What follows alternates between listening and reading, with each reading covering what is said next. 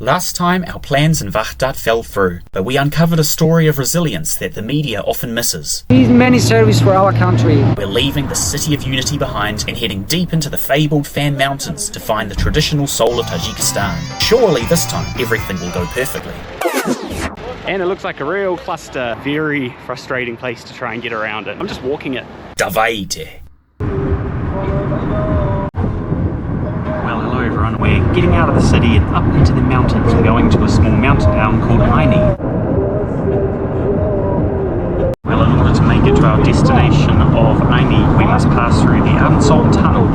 The Anzob Tunnel was established in 2006 and was opened prematurely and unfortunately was lacking a lot of infrastructure, including well-paved roads, lighting and air ventilation, which gave it the famous nickname as the Tunnel of Death because the amount of accidents that were caused in that tunnel, and because no real air can circulate through it. Fortunately, a lot of work has been done in recent years to 1. Pave the roads, and 2. Add some lighting, and 3. Include a bigger fan to make sure some air circulation can go through. But still, this 5-kilometre tunnel that can take 10 minutes to drive through scares a lot of people. It is also the only way to get from Dushanbe all the way up north to Gujarat, so it is a vital link when on the road in Tajikistan. As we approach the tunnel, everyone starts to hold on for dear life. Tunnel of Death, and the reason I know is because it is rickety and there are potholes everywhere and there is bugger all lighting.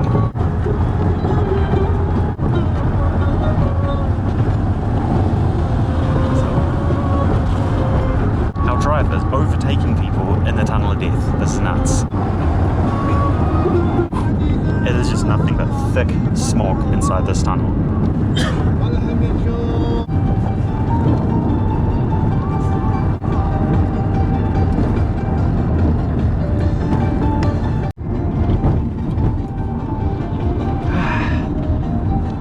We made it.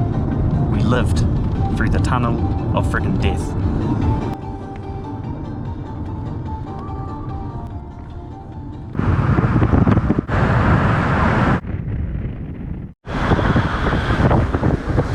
Well, we've made it to the little town of Ayni, and it's pretty epic. Check out the mountain views around us.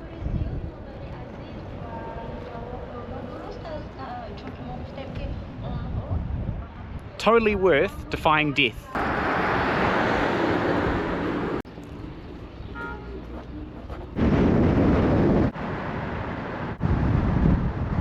We're on the road again. So when I was looking for my homestay in the small town of Ayni, I bumped into the cab driver who took me all the way in the shared taxi. He happens to live here and he was outside painting the house with his family, and he decided to take me to Lake Iskanderkul. We negotiated a price and we're on our way.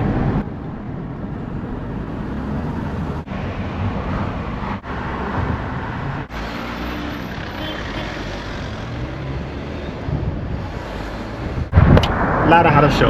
Lara хорошо? Или нет? Lara. अभी मैं police से बोलते हैं इस्कंदरकुल पुराना जो कि अलौदीन नजदीक आईनी.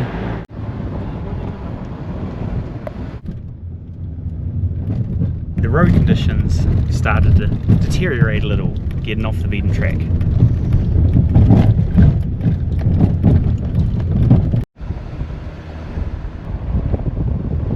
High in the Fan Mountains lies a mirror of turquoise water with a name that echoes throughout history, Iskanderkul. In the local tongue, Iskander means Alexander and Kul means lake.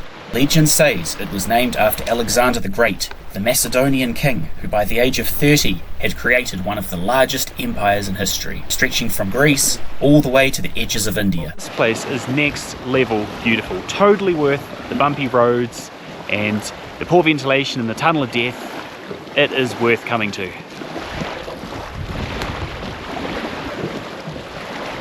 When Alexander's army marched through these high mountain passes over 2,000 years ago, they didn't just bring soldiers, they brought a genetic and cultural legacy. It's why today, in remote Tajik villages, you'll still find people with striking European features, blue eyes and fair hair, a living ghost of the Macedonian expansion. The local legend says that during this campaign here, Alexander's favourite horse, Bucephalus, drowned in the freezing glacial waters. They say that on a full moon, the ghost of the horse still emerges from the depths to graze on the shores of the lake lake that bears his master's name.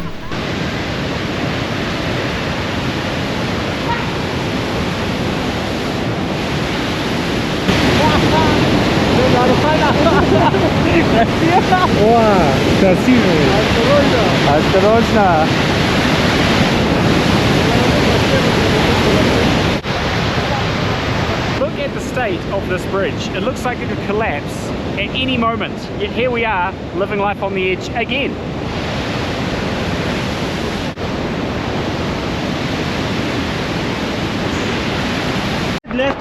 Для этого я сюда тебя привел. Если другой человек, я сюда не пришел бы. Ты хороший человек для этого. Там видишь, дорог как много слишком. Далеко. Очень далеко. Да. И там еще страшно. Да? Да. Испугался?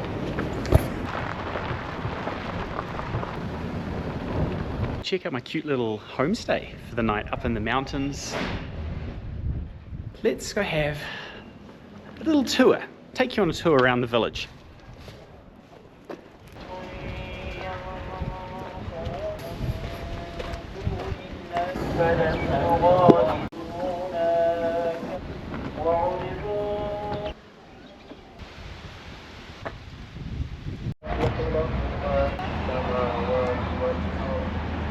That pretty much concludes our tour of Ayni.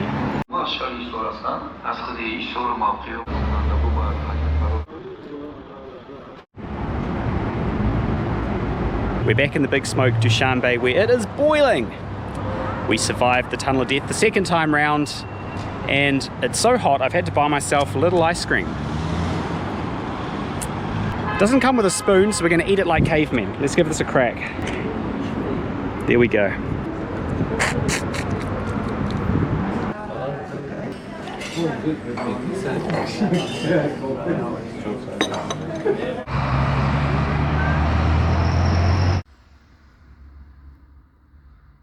So this morning I wanted to get a bus out to Hisor Fortress, and I thought I'd do the whole bus thing, and I knew I needed to get the number 8 bus based on research online.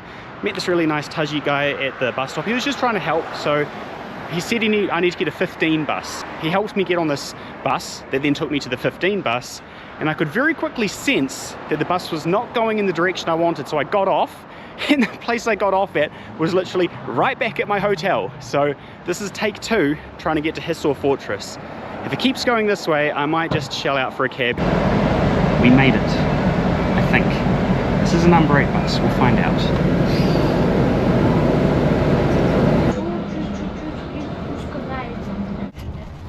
We made it to Shuka number 2, just like that.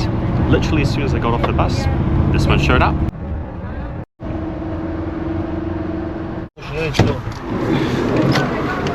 Ostrożna. Look at me, I've become the official doorman of the taxi. I wonder if I get a discount.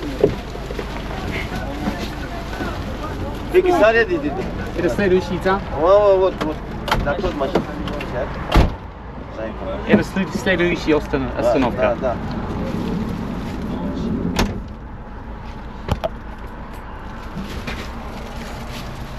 Рахмат, Рахмат. Хорошо. Спасибо.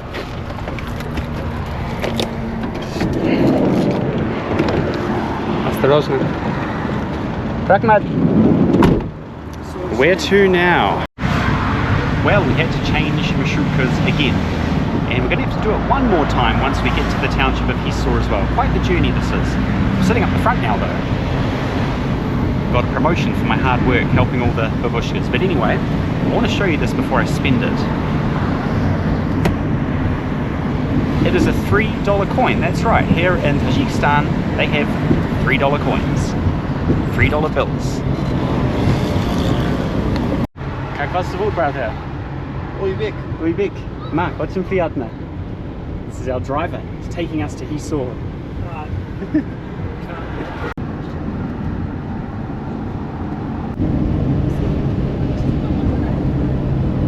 That there's the world's biggest building to be the shape of a melon.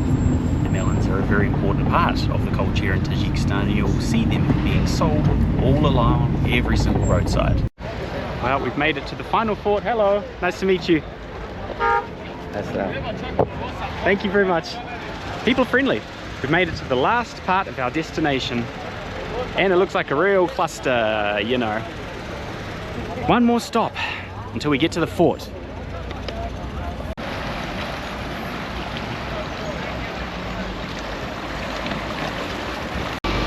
Guys, that terminal station was a frickin' mess. I'm just walking it. I know it's blistering heat and all that, although it's not so bad because if you look around,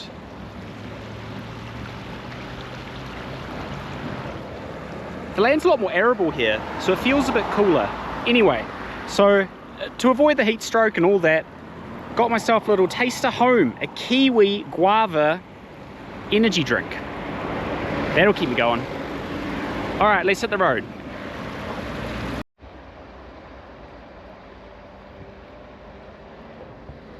There it is, guys. Hisor Fortress. We're almost there, as long as we don't die of heat stroke before we arrive.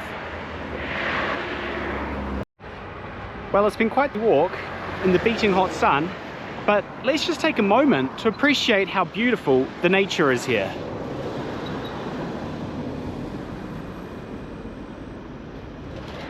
We wouldn't have got a view like that if we were rushing around in a shared taxi.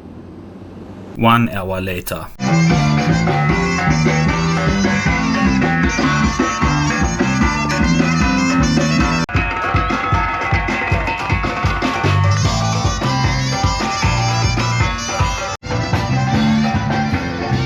Well, we just gay crashed a wedding. Wedding crashes on our epic Central Asian adventure. Anyway, we're here now.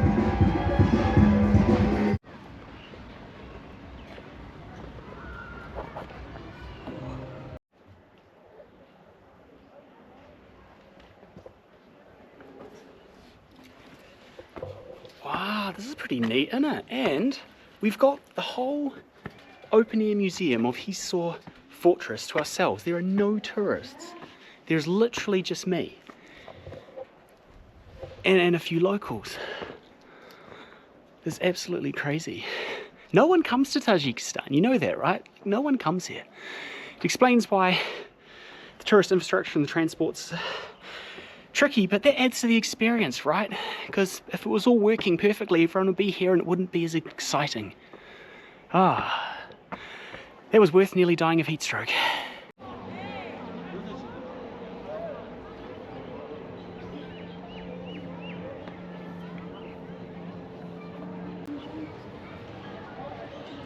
Hisor Fortress has a lot of history, dating back to the Bronze Age, in fact. Hello. Hello. How are you? I'm good, how are you? Nice to meet you. Are you married? Wedding? No. Is a wedding? Oh no. No, I'm visiting. Oh, visiting. Yes. My name's Mark, nice to meet you. And you? There we go, making friends. Right, so Hisor Fortress has a history dating back to the Bronze Age. What we're looking at now is probably more likely to be a restoration from 18th to 19th century architecture. But the history of this place goes way, way back to beyond just 200, 300 years ago. Back in 550 BC, it was believed the Achaemenid Empire, who were the first Persian Empire, came through here and set up a fort, which may or may not still remain now. After that, Alexander the Great gallivanted through. Then it was the Kushans. Then it was the Samanid Empire, which, by the way, is the OG Tajik Empire. Then it was the Timurid Empire, who, by the way, is the OG Uzbek Empire. Then it was the Arab Caliphate, which brought Islam. And then finally, we got what we have now, Hisor Fortress, as we know it today.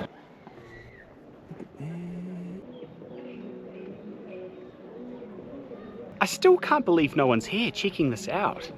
It's definitely on there on your TripAdvisors, your Lonely Planets, your other medias for researching where you want to travel, but there is no one here.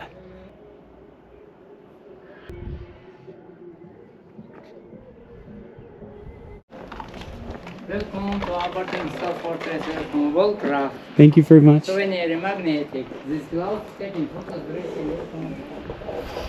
Okay, this bit seems a little bit more put on, but still, you can appreciate that back in the days, these would have been caravan... Oh, thank you very much. These would have been caravanserais and shops and all sorts of things. That's right, folks. Hisor Fortress was a strategic location on the Silk Road and a fortified residence for rulers.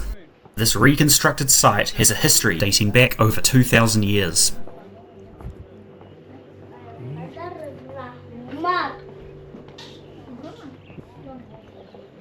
It's like we've just stepped into another world or another period of time.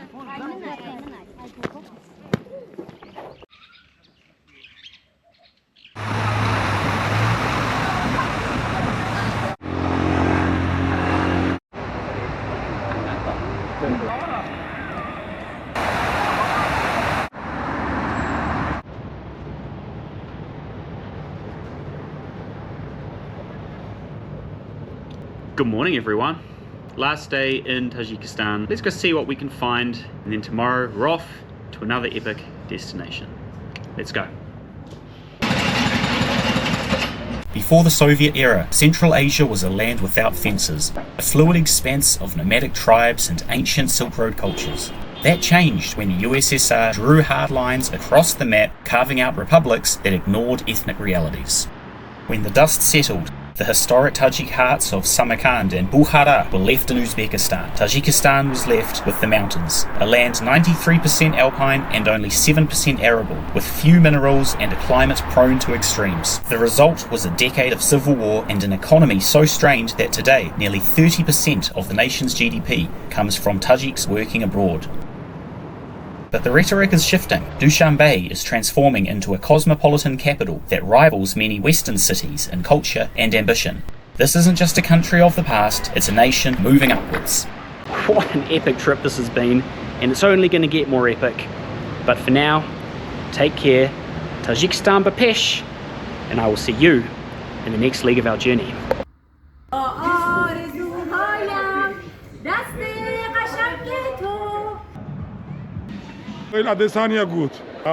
Хорошо.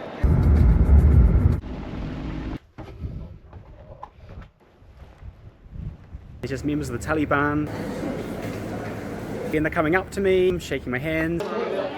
Until next time on our epic Central Asian adventure, Do svidaniya.